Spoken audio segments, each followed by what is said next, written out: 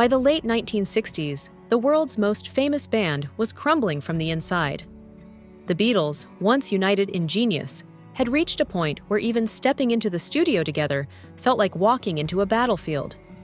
It didn't matter if the song was good, every session was at risk of collapse. And then came Maxwell's Silver Hammer, the track that nearly broke them.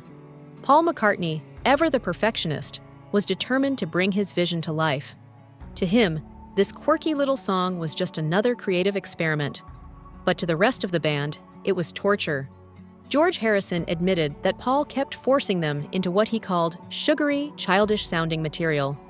And while George did his best to play along, deep down he believed Paul was now writing for an audience of teenagers, not for the Beatles. Ringo Starr, usually the most easygoing of the four, couldn't hide his frustration this time.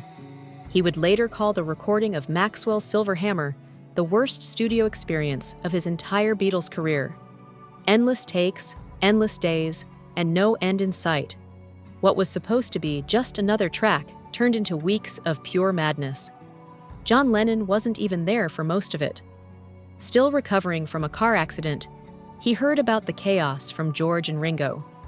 From his perspective, the song was nothing more than another lightweight McCartney tune. He believed Paul had pushed the others far too hard, grinding them into the ground until the life was sucked out of the music.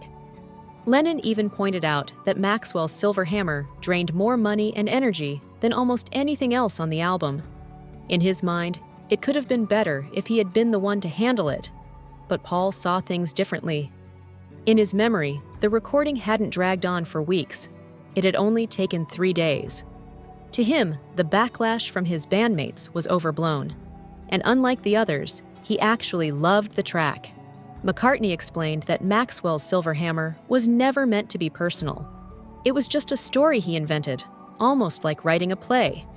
A dark little comedy wrapped in a cheerful melody. Yet Paul insisted it wasn't nonsense. Behind the humor, he said, was a hard truth.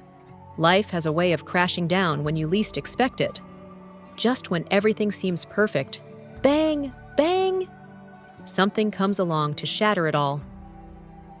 In the end, Maxwell's Silver Hammer became more than just a song. It became a symbol of the band's unraveling, Paul's stubborn determination clashing with the others' growing resentment. What started as a silly little tune ended up revealing just how fractured the Beatles had become and how close they were to falling apart forever.